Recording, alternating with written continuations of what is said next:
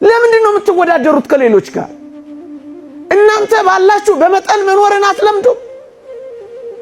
በመጠን ኑሩ። በመጠን የሚኖር ሰው አይጨነቅም። መጠኑን የሚያውቅ ሰው አይታወክም።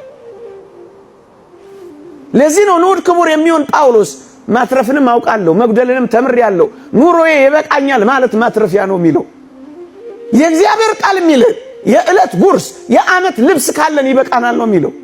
ጫማ ስላልቀየርክ ለምን ትጨነቃለህ? ለምን ትጨነቅ? የዕለት ጉርስ ካላሳጣ ለምን ትጨነቃለህ? ለዓመት እያሰብክ ለምን ትፈነዳለህ? ምናምን ካልገነባው እያልክ ለምን ከሰውነት ተራ ትወጣለህ? ለምን ትሰርቃለህ? ለምን ታታልላለህ? በመጠን ብትኖር ግን ጸጥ ታደርገዋለህ። የሚያውክህን ነገር በሙሉ ይበቃኛል ማለት ወጣቶች ኑሮዬ ይበቃኛል ማለት ማትረፊያ ነው። ይበቃኛል። የዕለት ጉርሴን የዓመት ልብሴን ካገኘው ይበቃኛል። ጥሪቴን ኢየሱስ ክርስቶስ ካደረኩት ይበቃኛል። ዮሐንስ ዘሰዋስው ጆን ዘክላይማክስ የቅዱሳን ጥሪታቸው ሀብታቸው ንብረታቸው ኢየሱስ ክርስቶስ ነበር ይላል። ለምንድን ነው የምትጨነቁት? ለማጌጥ ለማሸብረቅ። ለምንድን ነው መከራ የምትበሉት? ዓለም መጀመሪያ ሜካፓን ከዛ ውበታችሁን ነው የምታጠፋው። ዓለም መጀመሪያ ሳቋን ከዛስ ደስታችሁን ነው የምትወስደው። ዓለም መጀመሪያ ቡረቀዋን ከዚያስ ለቅሷችሁን ነው የምታመጣው። ይበቃኛል ካላችሁ ታርፋላችሁ። ከሰው ጋር አትወዳደሩ። ቅናት አያበግናችሁም። ወንድማችሁ ምንም ቢያደርግ ደስ ይላችኋል። ምክንያቱም ኑሮ ይበቃኛል ብላችሁ ስለምትኖሩ። አለመፎካከር ዓለሙን እያያችሁ አትባክኑ። ጭንቅ አትበሉ። እናንተ ተረጋጉና ስከሩ። እግዚአብሔር የእውቀት መንፈስ አልሰጠንም፣ የመረጋጋት መንፈስ ነው የሰጠን። እየሌላችሁ እንዳላችሁ ይሰማችኋል። በዓለም ምኞት በአይን አምሮት አትቃጠሉ። ባላችሁ ነገር ክርስቲያን እንደመሆናችሁ ኩሩ። ባላችሁ ነገር አመስግኑ።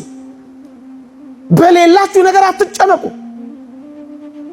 የሚያስፈልጋችሁ ከሆነ እግዚአብሔር በጊዜው ጊዜ ያደርገዋል ብላችሁ አስቡ።